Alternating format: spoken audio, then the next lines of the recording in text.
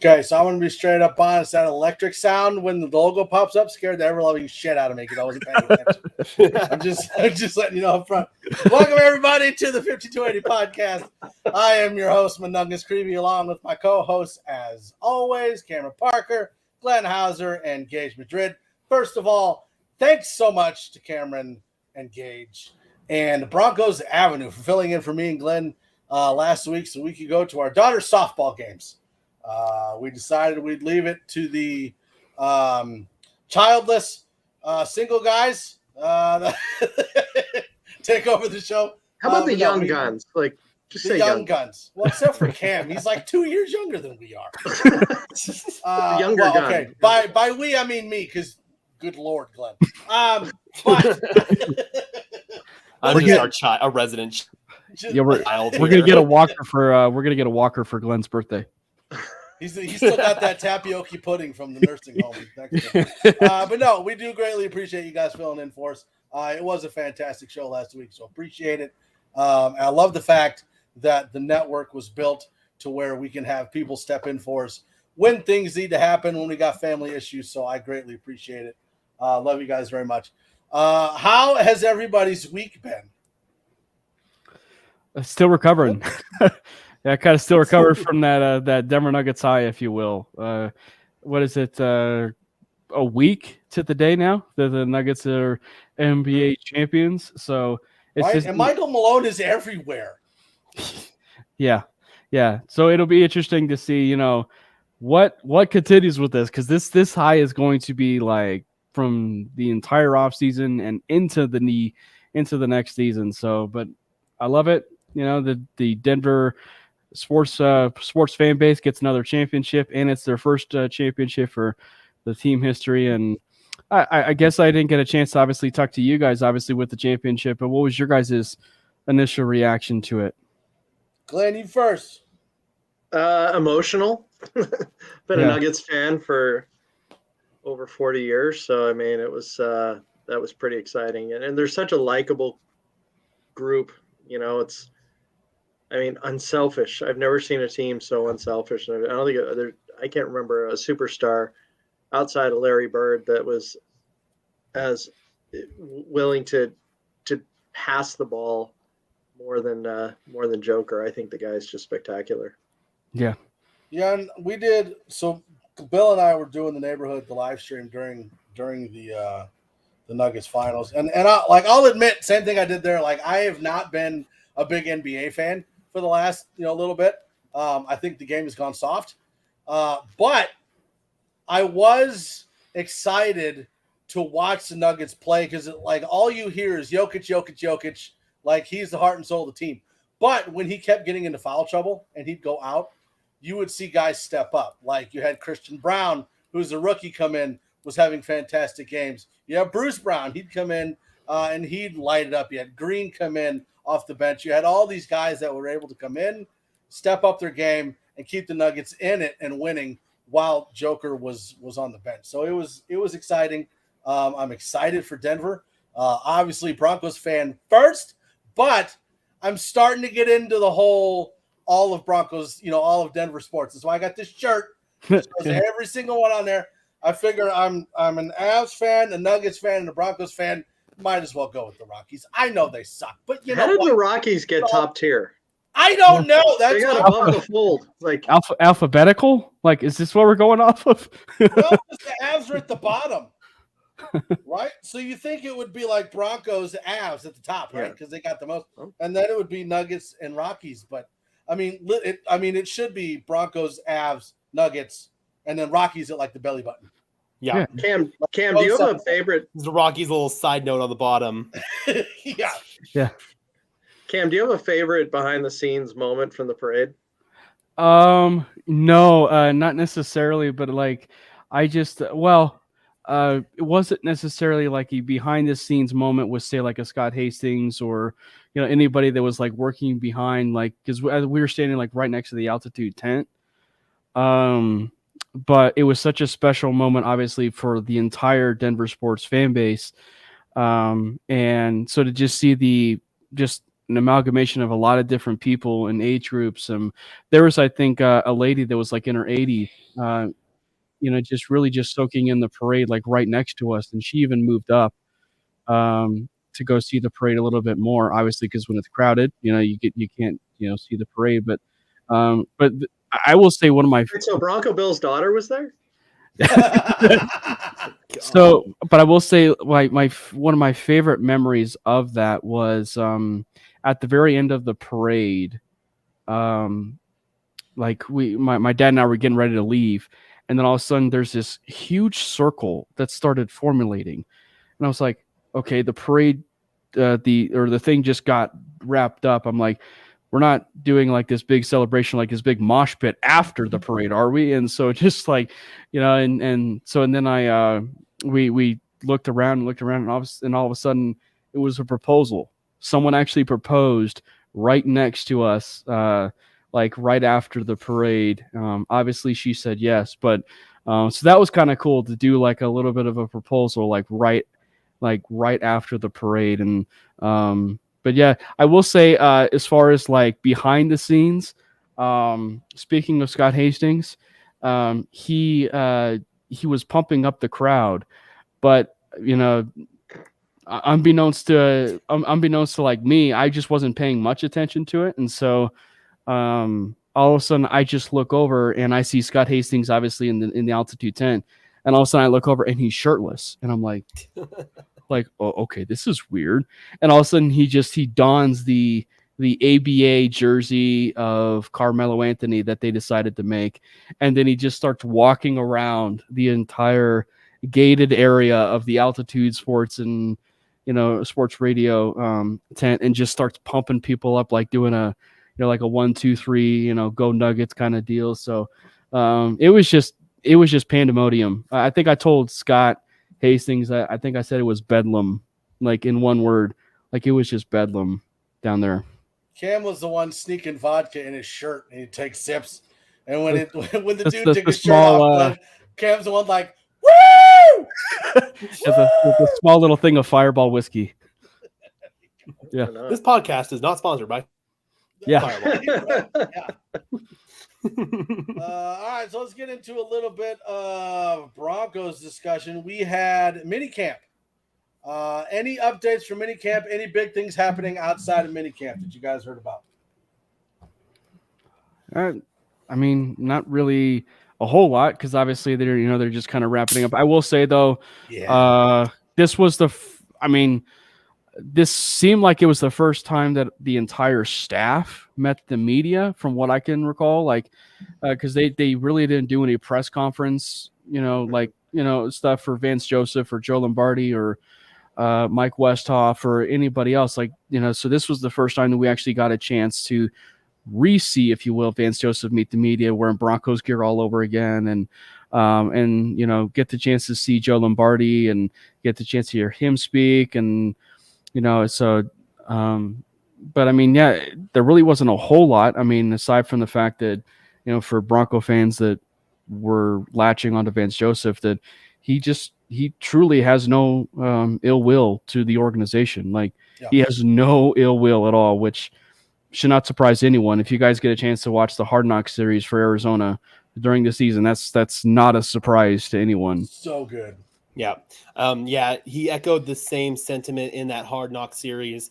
It's a performance-oriented business, and he did not perform, so he was let go. And he said that he holds no ill will towards the Broncos organization, towards John Elway, towards Joe Ellis, and obviously towards the new regime who's running things now. He believes highly in what they're doing, what they're all about. So I'm really excited to see kind of a refreshing VJ come in here with sort of a new perspective on things.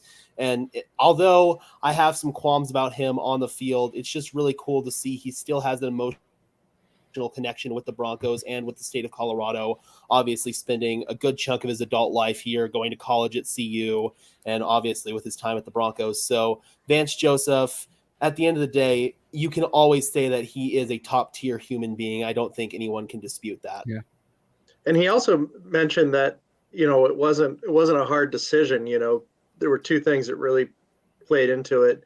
One, Sean Payton being the head coach, and two, they still had their home here. So Yeah. it was not a big surprise that when he got an opportunity to come back, make coordinator money. He didn't say that, but and live in their home in Colorado. It probably was not a hard decision. And he's still getting a nice chunk of money from the Cardinals in severance pay too. So it's not like he was suffering there. And he also had opportunities to go to places like the Eagles, who maybe are a more established organization in the NFL, but he ultimately chose to come home to Denver because he's a big believer in what Sean Payton and George Payton are building.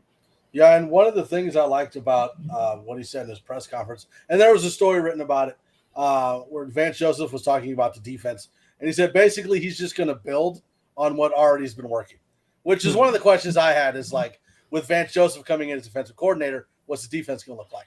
But if it's more the same, I'm down. Like, absolutely. We all know that Vance Joseph is definitely one of those guys that is really good at developing players. I mean, take a look at Budda Baker, for example. One of those coaches that can come in and teach the players and help the players develop and grow. So I like him keeping it the same that it's been. I'm down. Yeah, and you certainly don't want it to come across as like coach speak, but like that's what you want to hear is like that. That's exactly what you want to hear. I will say to piggyback off of that, when he did say that, like, to keep it truly the same in the defense, he actually praised Christian Parker. So for this whole notion about potentially Christian Parker being a defensive coordinator, and for whatever it's worth, if Vance Joseph moves on and becomes that head coach again in the National Football League, you don't need to look no further than Christian Parker to potentially be the defensive coordinator, sliding like right in there.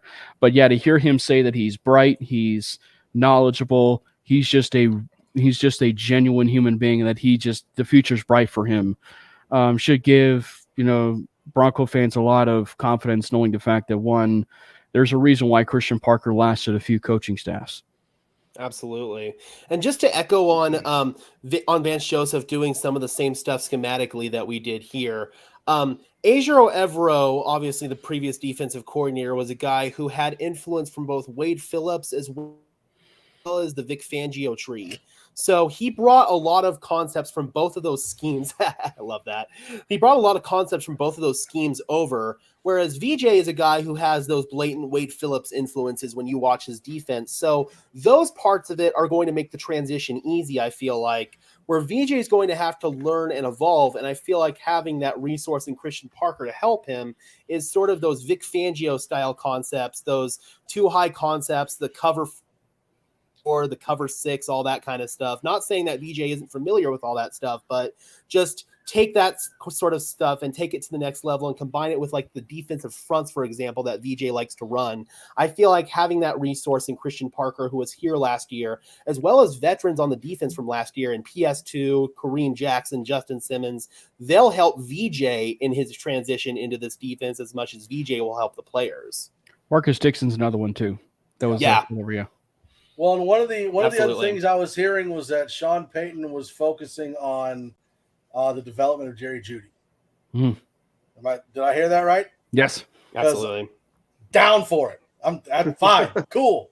Yeah, which is a nice transition, certainly, probably with what we'll talk about as far as the main topic. But I mean, that should be one of the biggest recipients, and we've talked ad nauseum about that, even in the offseason, or even potentially like with the actual hire of Sean Payton, that Jerry Jeudy is probably, maybe next to Greg Dulcich, right? Like, and he's not necessarily talked glowingly, I think it's safe to say, about Greg Dulcich, but like, between Greg Dulcich and Jerry Jeudy especially, is one of those guys that obviously he's spoken so glowingly about, and that he's going to just reap the reward with this offense. Another, and we talked about on mainly last week, but it's just like another thing too was like how Cortland Sutton is actually modeling his game after Michael Thomas, and that's a thing, to progress this offense even further under Sean Payton. You need those types of resources, to look into those kinds of players, look into those kinds of skill sets, and and so when you have that kind of resource and a kind of knowledgeable head coach that's going to be doing everything he can to, and detailed oriented at that, make sure you are using every single resource possible. And, and so for the Broncos, having both of those guys be key focal points of this offense is massive. What's interesting too is that not only was Cortland saying that he was watching Michael Thomas's tape, Jerry also said that he was watching all of his tape, and Jerry revealed that he loves watching all the wide receiver tape that he can get. But it is interesting that you have two players that are both trying to emulate Peyton's probably his most successful receiver he ever had. Maybe not for the long term because of his injuries, but certainly when Michael Thomas was hot, he was hot. Cam, I hate to correct you, but for the longest time, Peyton did not reference anything about Dulcich, but after one practice, he did go on. So I don't know if you happen to see that press conference, but he did rave about Dulcich, and he's like, he had a good day.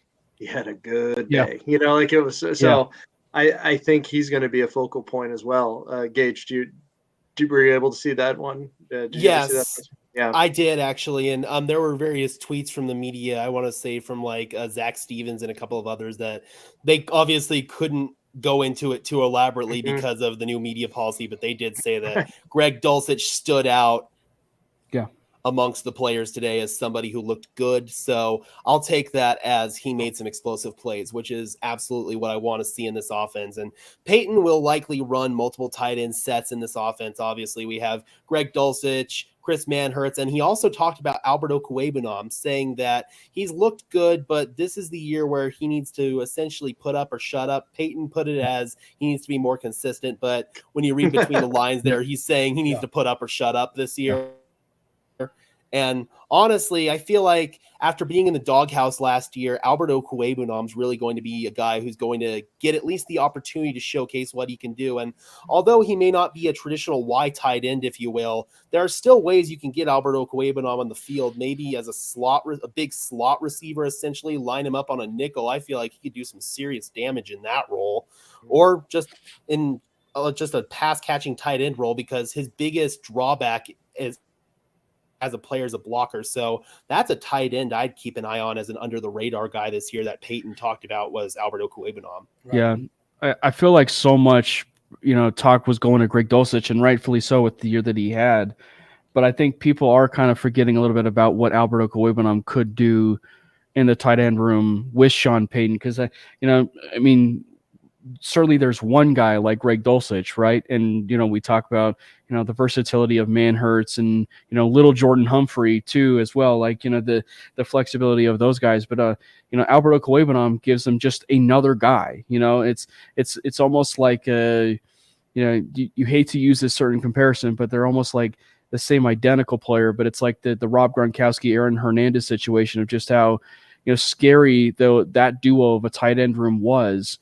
But it goes to show you that when you have two ridiculous athletes at tight end, how that can help separate you, in terms of an offense. And so when you have Okwuegbunam be that kind of flexible guy too, that they can use outside in a big slot or anything like that within the offense, especially for Sean Payton, it goes a long way, especially for a quarterback that needs to bounce back and rust.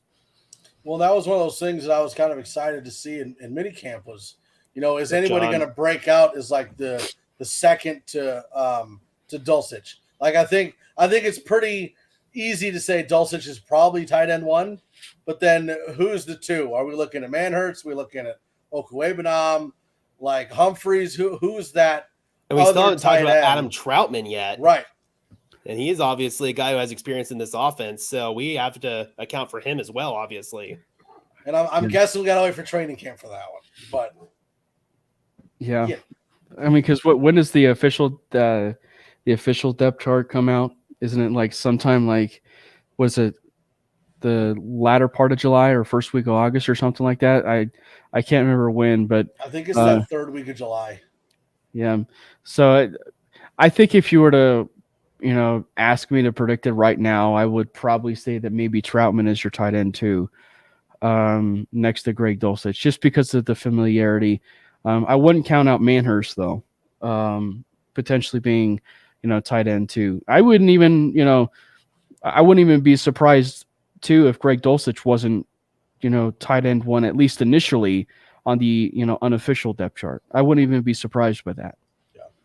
Absolutely. And with Manhurts, he's a guy who I feel like can sort of fill that role that Eric Tomlinson and Eric Saubert kind of simultaneously filled last year, that blocking tight end who you can occasionally leak out on play action and get open on a play action play, or you could maybe sneak them open on a screen or something like that. They may not be consistent contributors in the passing game, but Manhurts actually had a couple of really strong seasons, especially in Jacksonville the last couple of years. So he, although more of a blocking tight end, could be a contributor in the passing game as well. So look for him to have some sneaky explosive plays.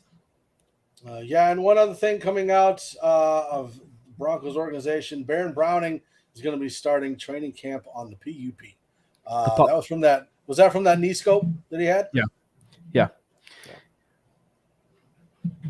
Yeah, just an absolute bummer, man. Baron Browning obviously was a guy who took a nice step forward in his game last year. 5 sacks, was a big-time pressure player for us last year. That heavily played into us signing Frank Clark. Here's hoping that if he does miss some regular season time, that it's not going to be much and that we can get Baron Browning back on the field. And when he's back on the field, we'll have a ridiculous 3-headed rotation there with Baron Browning, Randy Gregory, and Frank Clark. Has he ever started healthy? He started last season, Baron Browning. He started last season healthy, didn't he? I mean, I know he had some hip injuries and stuff, but I believe he started the year healthy, right? I think he did, if I remember right. I know he didn't end the year.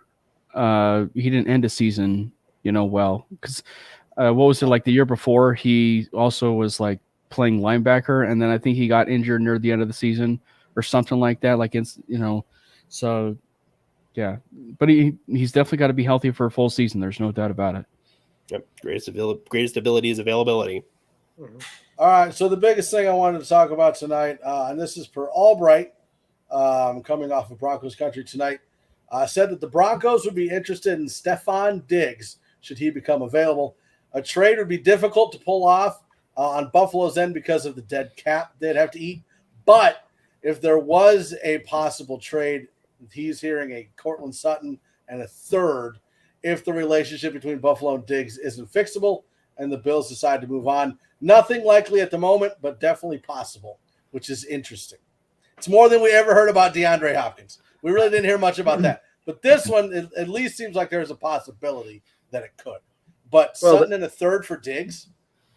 The dead cap for Buffalo would be over $45 million.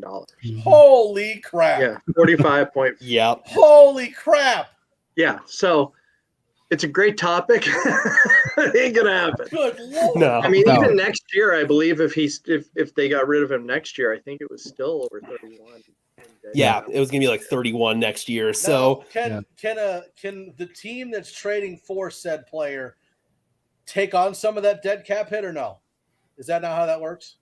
No. I'm not sure. Yeah, I'm not sure. I don't even know if that would have to even be worked into a pay cut too. Like, you'd almost have to maybe like reduce the salary. I don't know. Like, I honestly don't know. But all I know is if you look up pipe dream in the dictionary, you will see the trading for Stefon Diggs and trading him to the Denver Broncos. It's the definition of a pipe dream. But I mean, like, I guess it makes sense in the vein of both wide receivers have spoken frustration in the offseason. Obviously, Diggs has spoken a little bit too much of his frustration in this offseason, but a change of scenery, maybe it's good for both. But I gotta tell you though, I gotta still pump the brakes and say that I really just don't want Stefon Diggs. The guy is, he's productive and he's been productive, the last 3 years in the National Football League, and he can't seem to be happy. Obviously they've not had to take that leap yet to the Super Bowl, but it's just like, you clearly have been maybe the most targeted, the receiver with the most yardage, maybe even the most touchdowns. You are in a situation, that is frankly really good for you, and yet you're not happy. So I don't want any part of that kind of toxic relationship. And especially when it even started before Buffalo. A lot of people were trying to pin it on Kirk Cousins back in Minnesota. And, you know, Kirk Cousins may have some issues in his own right. But as we kind of found out, it's more of a Stefon Diggs problem than it is, you know, Kirk Cousins, even looking back. Well, I was gonna say maybe Diggs is trying to whine his way out of like the snowy states, right? Like a lot of snow in Minnesota. I'm gonna whine my way out. Buffalo. Well, that's not any better. Let's see if I can go to Miami. Yeah. Stefon Diggs is one of Right. my favorite players, not on the Broncos, in the entire NFL. I really do. I love the guy. I think he's a huge talent. I think he's incredibly smart and thoughtful guy. Listen, it's very weird that there's some disputes still remaining with Buffalo, that they've let things fester when they've had several months to maybe address it before any of this happened. Also, there are reports out there that he restructured his contract in order for them to sign DeAndre Hopkins, and that didn't happen. So he's a little pissed off about that. Listen, I mean, I am a massive fan of Stefon Diggs, but that said, I really want to roll forward with the Jerry, Cortland, and Tim trifecta. I would love to see how that goes. And quite honestly, I don't want to take on more money in the wide receiver room, and I don't want to give up any capital. I mean, if we're looking at a high-priced receiver, why wouldn't we look at a Hopkins that would cost us nothing to, from a pick standpoint? Right, and my thing is like, you know, you look at Stefon Diggs, like, is he really a better fit in an offense with Sean Payton? I mean, take the money part of it out. I mean, you look at Cortland Sutton, right? Like, is Stefon Diggs really that much better than Cortland Sutton? I mean, yeah. If you take the players that are on the Broncos, Cortland Sutton would be the most likely or closest to matching what Michael Thomas looks like as a wide receiver. He's got the length, he's got the height, he's got the impressive catches that he can go up and get. Like, to me, Cortland Sutton would be most comparative to Michael Thomas out of anybody. So why would you give him up and a third for a Stefon Diggs who is I think than Cortland Sutton? I don't know if he's that much better. Well, but I really think that Stefon Diggs, if you're actually doing a comparison, is like, if I was Buffalo, I wouldn't be asking about Cortland Sutton. I would be asking about Jerry Jeudy. Yeah, absolutely. And it's actually more so to do with the fact that, you know, Stefon Diggs is like what Jerry Jeudy can be, you know, in the Sean Payton offense. And so you put Stefon Diggs in the Payton offense, and you're talking about two like legitimate and like elite route runners within that Sean Payton offense that can run the slant route. And I mean, Judy's even said himself, the slant route is his favorite route.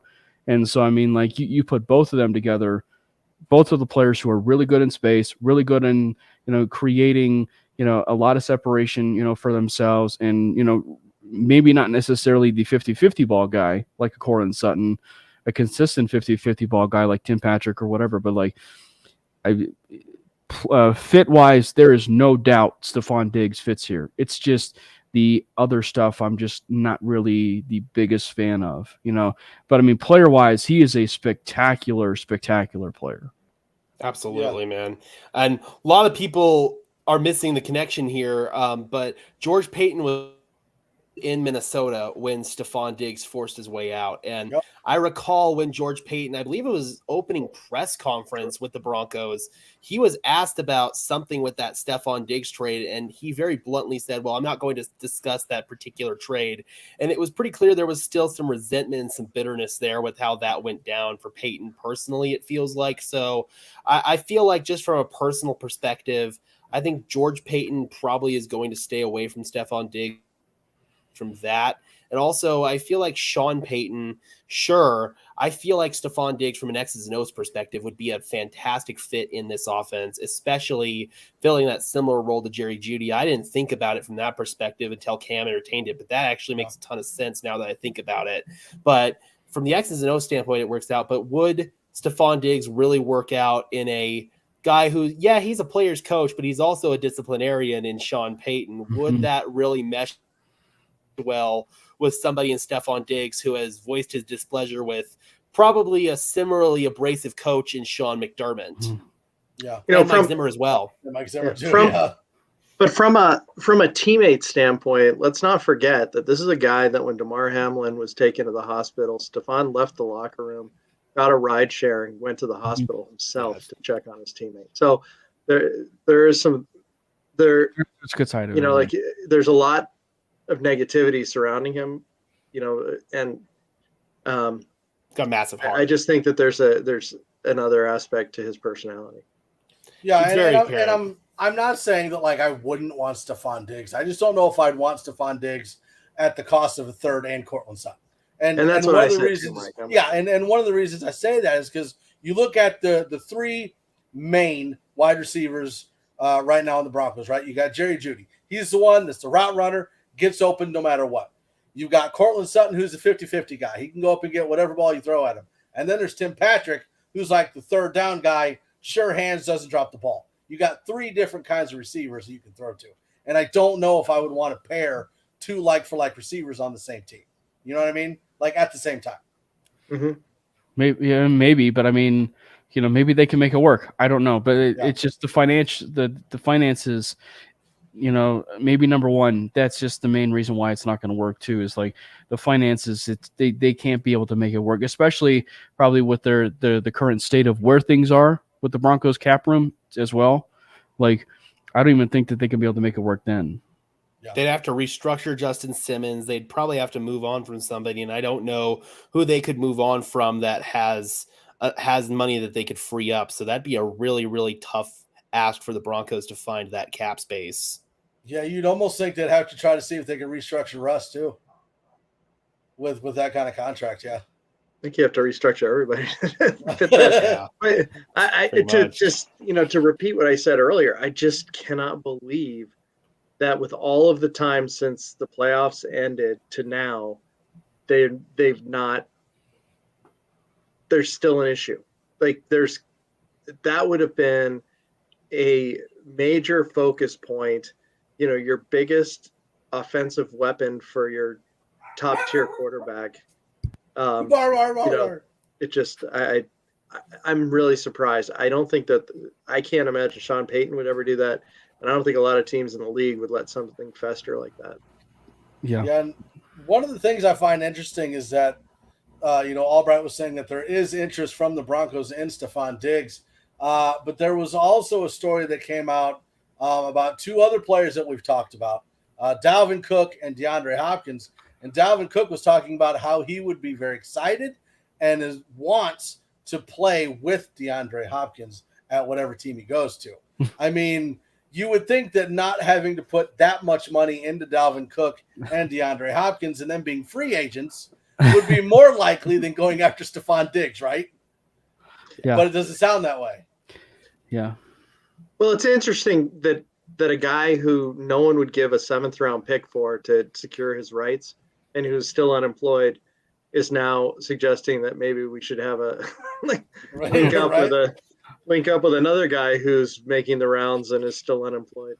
I think it almost kind of tells me that like maybe it's Miami that's the team that's really like lowballing Dalvin, and for him to say, hey, I'll bring over DeAndre or something just because of the simple fact that Miami has no state tax. And so like, you're able to potentially have that lower deal for DeAndre to get his kind of money potentially with Miami or whatever. But I mean, I don't know. A lot of mouths to feed. But that's a lot of, that's for a wide receiver room. That's a lot of wide receivers. Yeah. They may need help on the wide receiver front after what TMZ reported today. So true. Yeah. Oh yeah. I knew you were going to bring that up. Tyreek Hill's in hot water again. What was it? An assault charge in Florida? Yeah, he's being accused of putting his hands on someone at a marina in a dispute. Was it the Dolphin? I'm just glad it was an adult this time. But this guy has been able to slither his way out of trouble before. It'd be interesting to see what comes about from these accusations. Yeah.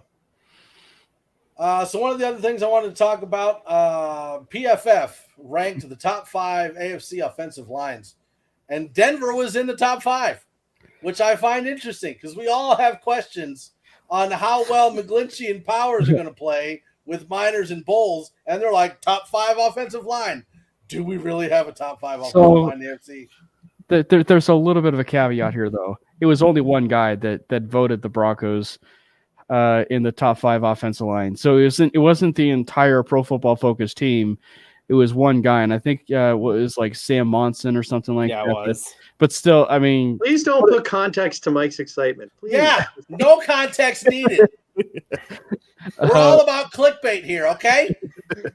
But the point is, though, look, as happy as I would be to have the Broncos be top 5 as far as offensive linemen. Speaking of pipe dreams, like I don't know if the Broncos could get to that top 5 offensive line, but I know for a fact that the Broncos certainly paid their way to make it seem like they can maybe be that top 5 offensive line. But I mean, right now, if you're ranking it up right now, no, they do not have a top 5 offensive line. Right. So let me ask you this question: do the Broncos potentially have a top 5 offensive lineman on the team? Are we talking AFC? Because right now we'll talk AFC, because that's what the poll was for AFC offensive lines. So who are the top 5 AFC lines then, in your opinion? Or give me top 3. They had Broncos, Chargers, Ravens, Chiefs, Browns in the top 5. I don't know where the hell the Browns came in, but so if you're talking player on the offensive line, I will actually say yes. But I won't say Garrett Bowles. I won't say Mike McGlinchey. I will say Ben Powers. I think Ben Powers is probably in the top 5 as far as, one of the best left guards or guards, if you will, that are in the National Football League. So I will say yes in the caveat that they do, but it's in Ben Powers. Yeah. Ben Powers is easily the offensive lineman I have the least question marks about. It's pretty funny that we discussed this because I literally put out a video today on Denver Broncos Syndicate talking about the question marks that I have on this offensive line. And if the Broncos truly did enough to address this offensive line, I titled it A Brutal Conversation About This Offensive Line. And my concerns are mostly with Mike McGlinchey, as well as obviously the center position with Lloyd Cushenberry. With Mike McGlinchey, I did a film study of him on my channel, and he's somebody who I really like as a run blocker at the right tackle position. But in terms of pass blocking, there are times where he leaves stuff to be desired on the field. His hand placement can be all over the place. His footwork can be all over the place. Sometimes he gets overwhelmed in terms of play strength. And there are just a couple of plays per game, it feels like, in pass protection where he gets, for lack of a better term, sunned. It's like, son, what are you doing out there, man? I mean, it's not pretty, man. And the Broncos backed up a Brinks truck to Mike McGlinchey, giving him almost $88 million. So he's going to have to live up to that big contract. Quinn Miners is a guy as well who I know we've had this discussion before on this channel with John, but he's somebody who I personally feel like needs to take that next step forward in his game. I feel like he can be a special player, but he's not there yet. He needs to get more consistent with just his overall technique and not relying too much on his power, just like John said earlier on the podcast. That's something that I see when I look at Quinn Miners on tape. And then with Lloyd Cushenberry in the center position, we just have nothing but question marks there. Alex Forsyth, our 7th round draft pick, could potentially be some insurance, but with Lloyd Cushenberry, obviously he's somebody who has play strength issues, handles the mental part of the center position, I feel like, pretty well, but I don't know, man. There's just, in my opinion, 3 big question marks. And then with tackle depth, I feel like we have solid tackle depth with Cam Fleming and Isaiah Prince, but guard depth, I'm not really confident in. So overall, there's just a lot of question marks with this offensive line unit, and I can't really say with confidence that this will be a top 5 offensive line. Son is Gage's version of "Come on, man." Child, please. Remember, Child, please. Ochocinco used to do. Gage, why do you think the Broncos signed him so early on for that kind of contract? I'm talking about McGlinchey. If you're seeing these kind of red flags from your study, what do you think that they're seeing that you didn't? I mean, I definitely feel like he can fit in this Sean Payton offense, especially in terms of a run blocker. And I do feel like overall getting the chance to work with a guy like Zach Strief, maybe they can get some of his consistency issues with his technique at bay. So I feel like they feel that they can essentially coach the bad plays out of Mike McGlinchey, and his good plays are really effing good. I mean, he has some highlight level plays as a right tackle, but there are also plays where it feels like he has some issues with consistency, but it feels like the Broncos can see that and they're like, okay, we can work through this. And if we work through this, we have a top tier offensive line in the NFL. Right. Bobby Crouch says, off subject, but could you imagine PS2 as a receiver? Not sure about him returning punts. Wasn't he asked about returning punts? And he was like, yeah, I don't want to do that. Actually, no, that was the exact opposite. It was the opposite? Well, okay. Yeah. Maybe I read it wrong. Well, I was going to say, actually, he did play receiver once. He caught a pass from Trevor Lawrence where actually had to be like a receiver, catching the ball, and his butt was inbounds. So technically, he's already played receiver before. Would you want PS2 as a punt returner, though? No. That scares me. I was like, no. That seems more of like a Talking about pipe dreams. Is that but kind think of about Dion. Think about Dion in his day. Right. He was a phenomenal punt returner and a cornerback, and Wide receiver. that never got hurt. Yeah. And even with the Pete Carroll Seattle Seahawks, like you always saw some significant players be a part of that special teams. But I think just in this day and age where your valuable players, like are just vital players, and you cannot lose them. To lose them off of something that is a special teams injury, it just is costly. It's just costly. And kind of speaking of Pat Surtain, PS2, Bucky Brooks and Daniel Jeremiah, per the Move the Sticks podcast, did a position group draft of corners. Number 1 was Sauce Gardner. Saucy. Number 2 is Jair Alexander. Okay. Number 3 was PS2, and I don't agree with that at all. How did Sauce Gardner get away with all of the interference plays last year as a rookie? I mean, he was getting calls that a guy who's been in the league for quite some time and is highly decorated would get. And I don't know if it's the nickname, but I mean, when he played the Broncos, he was mauling players. I mean, it was very, very obvious. That last play, he pulled Cortland Sutton to the ground damn near. Right. Yeah.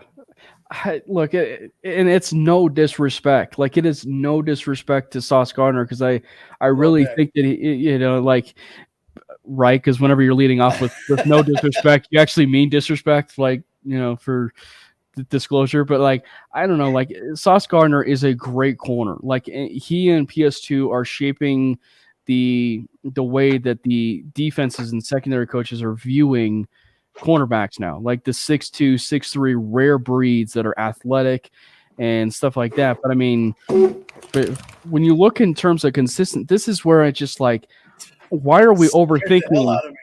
Why are we overthinking this whole PS2 thing? Because it's like PS2, there has been no corner in the last few seasons that has been as consistent and as dominant as PS2. So why are we overthinking this kind of nonsense in the sense of like putting him at number 3? And I mean, so it's just crazy to me that we are truly like overthinking it. Yeah. Here, I'll grab the let me grab the thing here. There it is. Yeah. That's the position grouping right there. I mean, they've got Jalen Ramsey, Darius Slay, Trevon Diggs, Marshawn Lattimore, and Marlon Humphrey after PS2. I just don't understand how PS2 is 3. Jeez. Absolutely, man. How is Jalen Ramsey still 4? And how's Tariq Woolen not up there? Personally, Yeah. I'm not even sure Trayvon Diggs is 6.